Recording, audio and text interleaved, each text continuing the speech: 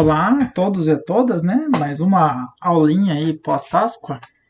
Hoje a gente vai falar um pouquinho sobre atividade experimental no ensino de física, né? Novamente não querendo tratar sobre todo o tema aqui, porque de forma geral ele é bem longo, né? Mas vamos trazer algumas questões de como a gente pode trabalhar com esse aspecto do ensino de física, né? Lembrando que a atividade experimental ela pode fazer parte de todas as outras enfoques que a gente já viu, né? Tanto lá no último, né, pedagogia histórico-crítica, como ensino por investigação, como história e filosofia da ciência. Então, todos eles podem se relacionar de alguma forma, né?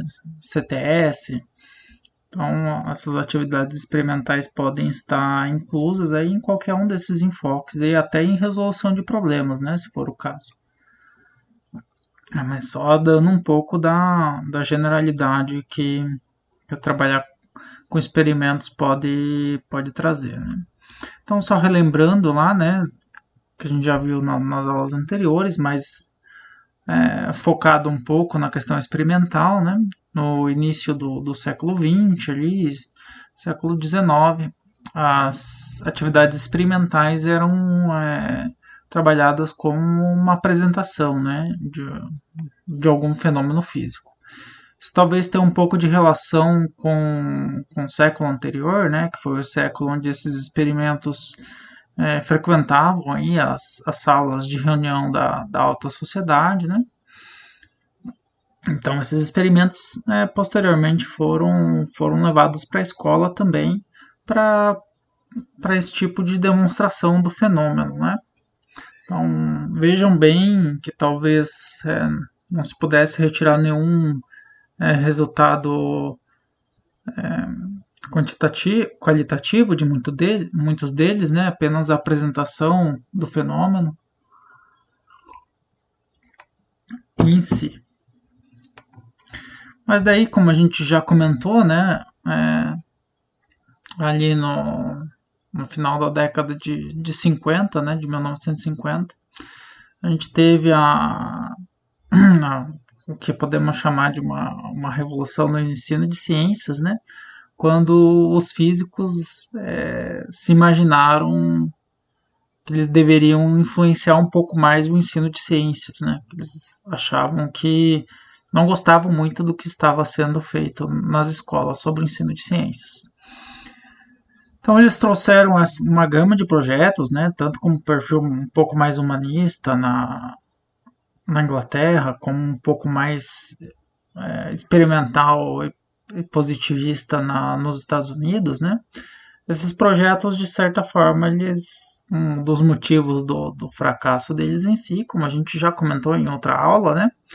É justamente essa falta de proposta do significado do aprender, né? Já que muitos desses profissionais eles não tinham essa compreensão pedagógica um pouco mais ampla, né? Além do apenas a gente acredita que deva se ensinar dessa forma, porque nos parece ser interessante fazer assim. Então, esse é um dos motivos deles não apresentarem bons resultados, né? E até no Brasil a gente teve um movimento desse tipo, né? Que é o projeto de ensino de física. Também foi startado a princípio por profissionais da física, né? E, em colaboração com alguns professores mais experientes da, da área de ensino, mas de certa forma um dos seus principais problemas que se tinha com essas propostas, né, era justamente essa falta de compreensão das relações de ensino-aprendizagem. Então, uma das questões que esses projetos traziam era uma uma gama de atividades experimentais, né? Inclusive, essa é uma ilustração que aparece nos anexos, né, do volume 1, do volume do PSSC. E ele apresenta vários roteirinhos ali de atividades experimentais. Então, nesse sentido, né, a gente pode ver o aluno ali, então a proposta, nesse caso, é que o aluno colocasse a mão na massa, né, para fazer essas atividades, diferente do que se tinha anteriormente, onde o professor fazia a demonstração do fenômeno, né. Aí a gente teve um grande problema, né, nessa época, né, que foi a tal da pedagogia da redescoberta. Até um pouco de um erro epistemológico, né, complexo, né, que é basicamente esse de que a gente conseguiria descobrir essas leis físicas a partir da observação do fenômeno, né? Só que se esquece aí que essa observação experimental ela tem muita relação com a teoria, né, que produz a observação. Então, você tinha algo incontornável ali que dificultava qualquer fazer científico. E observe bem que se a gente for olhar a metodologia, né, que a princípio se queria uma metodologia que era utilizada pelos cientistas, né, que é a observação, a delimitação do problema de suas hipóteses, a realização do experimento e as conclusões que poderiam se dar, elas não parecem ser muito diferentes de outros enfoques metodológicos que a gente viu, como, por exemplo, o ensino por investigação, né? O que talvez a gente tenha de diferente mesmo é a relação epistemológica entre o conhecimento e o experimento em si, né?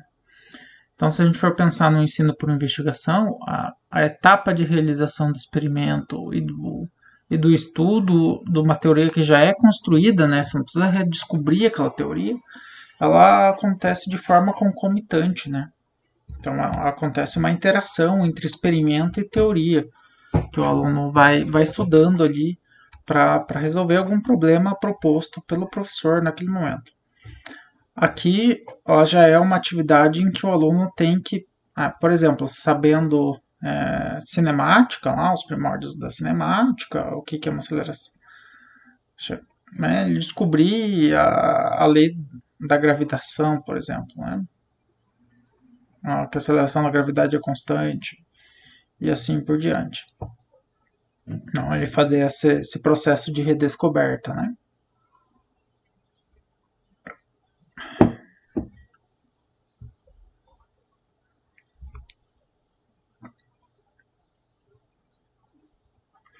Então, e o que a gente pode falar um pouco sobre o entendimento que a gente tem hoje, né, sobre as atividades experimentais, né, como atividade de ensino, como propostas para ser atividade de ensino. Uma das questões principais é esse processo de mediação, né, mediação através de materiais, através do professor, né, como mediador dessa relação aluno, experimento e conteúdo. Lembrando que aqui, obviamente, a questão não é fazer com que os alunos sejam mini cientistas, né, mas que eles construam uma relação entre o conteúdo e o experimento, de forma que eles consigam dominar aquilo que foi proposto para eles, né. Então, uma questão importante é justamente essa mediação de alguém que sabe o conteúdo, né? Então, uma das questões que a gente pode pensar nesse sentido, a gente for pensar alguns algum passo a passo, né? A gente tem que pensar na exposição dos objetivos daquele experimento, né? Os seus fundamentos teóricos, aí casa um pouco com a teoria que fundamenta o conceito que vai ser trabalhado naquele experimento, né? A realização da montagem, a própria montagem, ela já tem uma concepção teórica que carrega, né, essa concepção de montagem do experimento. Então dá para se trabalhar o conteúdo também durante a montagem, né? Se monta dessa forma porque se pretende medir a velocidade média desse objeto. Então ele essa montagem experimental tem que ser assim, né? A adoção dos procedimentos experimentais, como que a gente vai fazer a medida, ela tem relação com, com esses conceitos também, né? A própria realização das medidas, a análise dos dados, também já tem uma relação com a teoria, e no final das contas a objetivação dos resultados, né? Algum tipo de relatório, algum tipo de relato, ou qualquer coisa que o professor tenha pensado de objetivar essa aprendizagem dos alunos, né? Então vejam que todas essas etapas elas já preconizam uma atividade teórica, já não vou dizer prévia, mas que deve acontecer no transcorrer da atividade, né? Então, aí tem, por exemplo, uma das importâncias do professor, né? É estar discutido essa montagem e por que essa montagem é assim, está discutindo os fundamentos teóricos e os objetivos daquela atividade que vai ser realizada. Então, todas as questões são importantes de serem discutidas no início da atividade e no decorrer dela, né? E no final elas podem ser retomadas também, né? Na hora que todos terminaram seus relatos, os seus relatórios, dá para se retomar tudo aquilo que foi visto, né? Aquilo que talvez tenha chamado mais atenção para os alunos, aquilo que foi mais complexo de solucionar, né? Quais foram os problemas, por exemplo, de realização das medidas que os alunos talvez tiveram que contornar de alguma outra forma. Então, esse é um exemplo, né? A gente tem uma atividade experimental aqui. Então, só a construção do experimento, de forma geral aqui, ele já traz muita teoria sobre aquilo que vai ser estudado, né? Então, qual que vai ser o processo de medição, por que eu vou medir aquilo, né? Por que eu vou usar aquele diapasão, ele tem uma frequência definida ou não. Então, todas as questões elas já têm uma relação teórica já, né?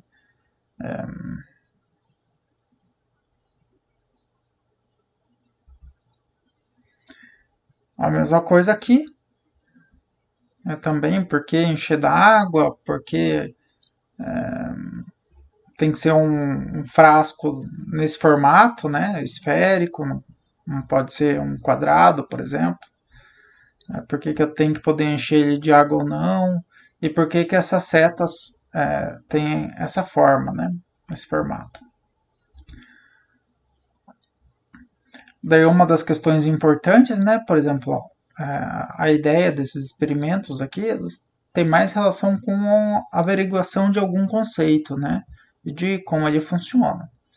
A ideia não é comprovar que aquele conceito é verdadeiro, né?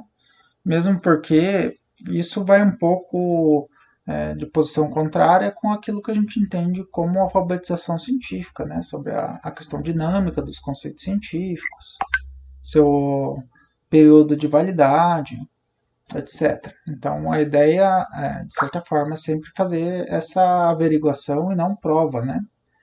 Então, partindo dessa questão epistemológica, né, que a gente vai verificar, vai averiguar, vai apenas ver, né, vai usá-los para estudar a teoria, né, de forma mais material, muitas vezes, né, que a gente possa tocá-la, senti-la e cheirá-la, né. Então a gente tem que pensar em algumas questões, né. A primeira questão talvez seja a viabilidade, né. Um dos desafios, por exemplo, que a gente tem para fazer atividade experimental são aquelas de termodinâmica, porque a gente precisa esquentar água, por exemplo, manter essa água uma temperatura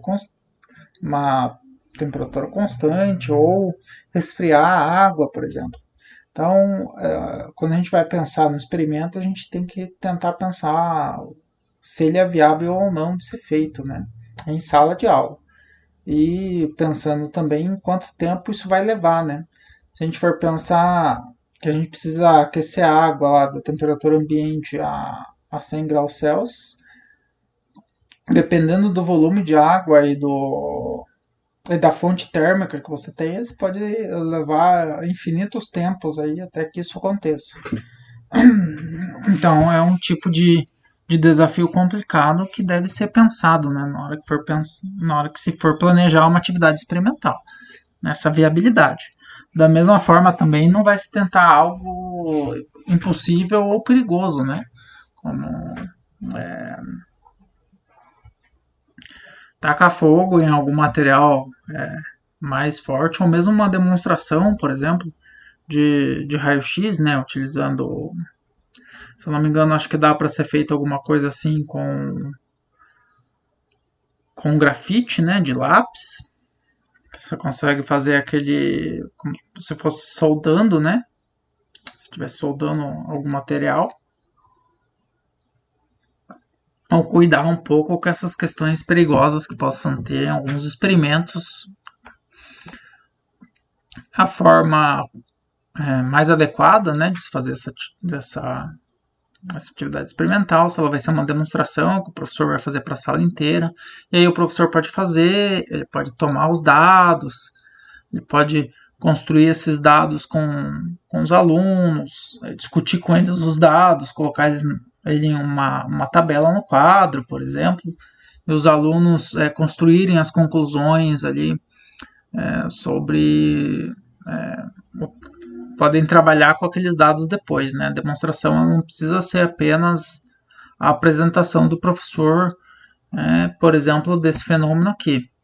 Ele pode, por exemplo, realizar esse experimento, né, com os alunos, sempre explicando para ele, chamando a atenção do que ele está fazendo, por quê, que relação que isso tem com a teoria. Ele pode construir uma tabela de dados, né? E dali os alunos verem se conseguem chegar na lei física se quer chegar, né?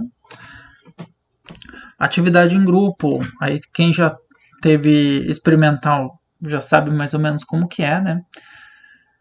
Aí talvez ter um experimento por grupo, esse grupo ele pode ter um roteiro, né? Esse roteiro ele pode ser rígido, em que o aluno tem que fazer A, B, C e D. Ele pode ser um pouco mais flexível, né? Em que o aluno tem os equipamentos ali, ele precisa tirar determinadas medidas, né? Você tem apenas isso para ele fazer, né? Então a própria construção do experimento por ele é parte integrante, né? Do estudo que ele vai ter que fazer para como construir aquele experimento, né? Por exemplo, medir distância focal de lente, você dá a lente, dá um foco de luz para ele e ele precisa medir a distância focal daquela lente, né? Por exemplo, sem um roteiro da montagem experimental em si, ou como ele retirar a medida. Então, essa é um outro tipo de atividade experimental também que pode ser realizada em grupo.